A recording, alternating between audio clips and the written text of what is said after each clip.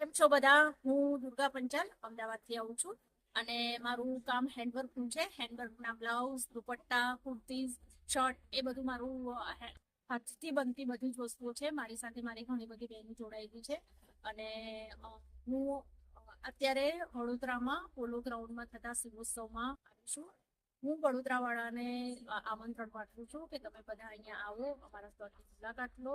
અહીંયા અમે જે પણ વસ્તુઓ લઈને આવ્યા છે તે અમે પોતે બનાવીએ છીએ અને અમે પોતે જ વેચીએ છીએ. એટલે આમાં તમને એકદમ સસ્તા ભાવમાં સારું અને સરસ મળી રહેશે. Thank you.